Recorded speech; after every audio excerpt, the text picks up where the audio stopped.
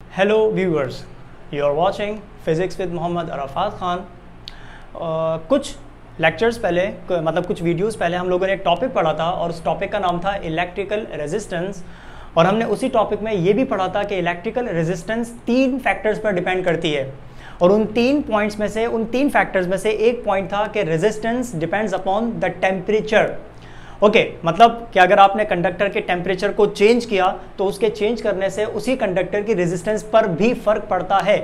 तो वो जो पॉइंट था उस पॉइंट को हम डिटेल में डिस्कस करने जा रहे हैं, जो कि हमारा आज का टॉपिक भी है। And the topic is what?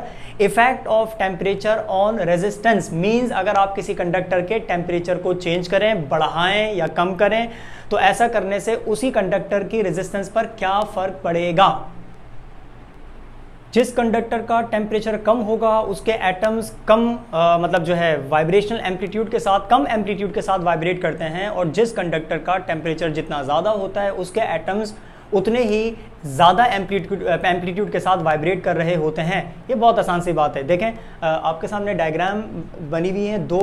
एक डायग्राम के साथ नीचे लिखा हुआ है इसका टेम्परेचर लो है और एक डायग्राम के साथ लिखा हुआ है इसका टेम्परेचर हाई है। अगर लो टेम्परेचर होगा तो उसके जो एटम्स वाइब्रेट करेंगे वो कम एम्पलीट्यूड के साथ वाइब्रेट करेंगे, और अगर कंडक्टर का टेम्परेचर हाई होगा तो इस कंडक्टर के जो एटम्स होंगे वो ज़्यादा एम्पलीट्यूड के साथ वाइब्रेट करेंगे। और ऐसा इस वजह से होता है कि टेम्परेचर बढ़ता क्यों है, क्यों बढ़ेगा? क्योंकि आप उसको हीट एनर्जी प्रोवाइड करेंगे। Heat is a form of energy.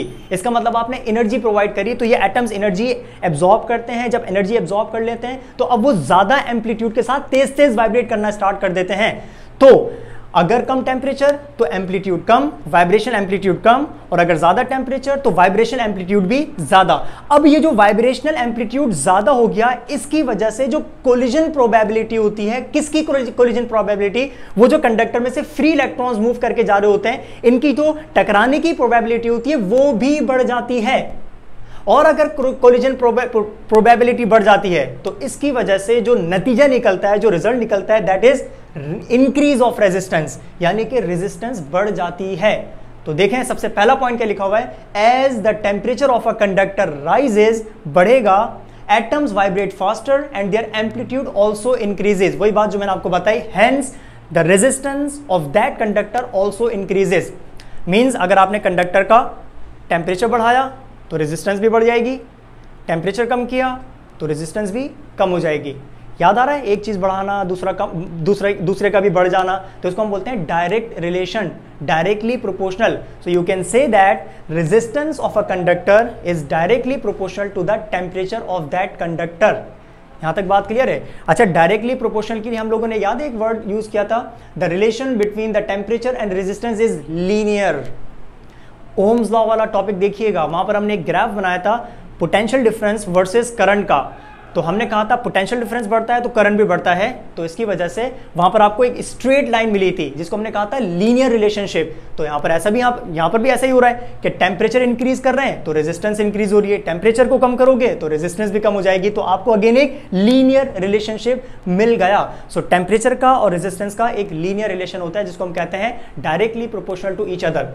तो आज के टॉपिक में हमारे पास काम की बात ये थी कि कंडक्टर का जो रेजिस्टेंस होती है that depends upon the temperature, और डिपेंड्स कौन सा वाला? डायरेक्टली प्रोपोर्शनल वाला। Means with the increase of temperature resistance also increases. ये जो टॉपिक था वो इस सेंस में इंपॉर्टेंट था कि अक्सर आपके एग्जामिनेशंस में, जो आप बोर्ड के पेपर्स वगैरह एग्जामिनेशन देते हैं, वहाँ पर एक क्वेश्चन आया हुआ होता है। उस क्वेश्चन में लिखा होता है what will happen if we increase the temperature of a conductor. तो आपने उसका जवाब, उसका जो आंसर लिखना होगा, दिस इज योर आंसर।